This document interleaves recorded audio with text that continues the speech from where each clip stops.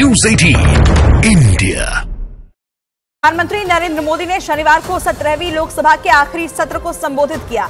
इस दौरान उन्होंने कहा कि 5 साल में देश में रिफॉर्मेशन, ट्रांसफॉर्मेशन और परफॉर्मेंस का जोर रहा। इस दौरान पीएम मोदी ने कहा कि राम मंदिर ने देश की भावी पीढ़ियों को देश के मूल्यों पर गर्व करने का मौका दिया है।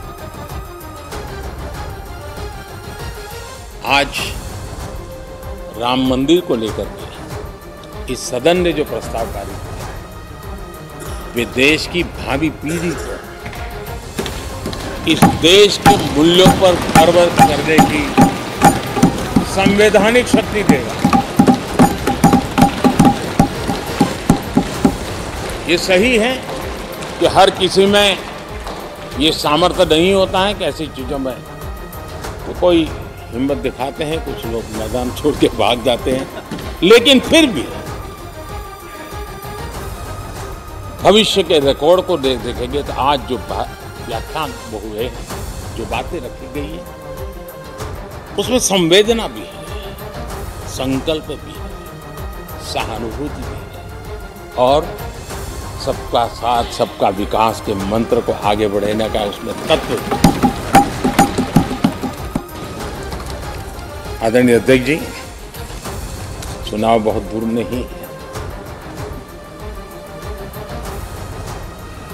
कुछ लोगों को थोड़ी घबराहट रहती होगी, लेकिन ये लोकतंत्र का सहज आवश्यक पहलू है। हम सब उसको गर्व से स्वीकार करते हैं और मुझे विश्वास है कि हमारे चुनाव भी देश की शान बढ़ाने वाले, लोकतंत्र की हमारी जो परंपरा है पूरे विश्व को अचंभित करने वाले अवश्य रहेंगे। ये मेरा पक्का विश्वास है।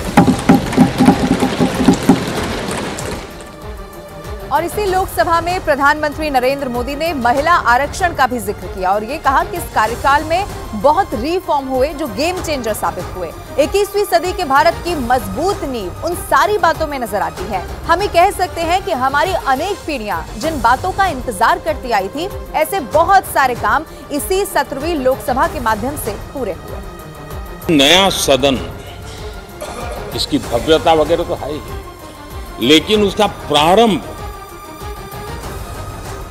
एक ऐसे काम से हुआ है जो भारत की मूलभूत मान्यताओं को बल देता है और वो नारी शक्ति वंदन अधिनियम। जब भी इस नए सदन की चर्चा होगी तो नारी शक्ति वंदन अधिनियम इसका जिक्र होकर के, यानी एक, और भले ही वो छोटा सत्र था लेकिन दूरगामी निर्णय करने वाला सत्र था। G20 की अध्यक्षता का भारत को मिली। भारत को बहुत सम्मान मिला। देश के हर राज्य ने अपने अपने तरीके से विश्व के सामने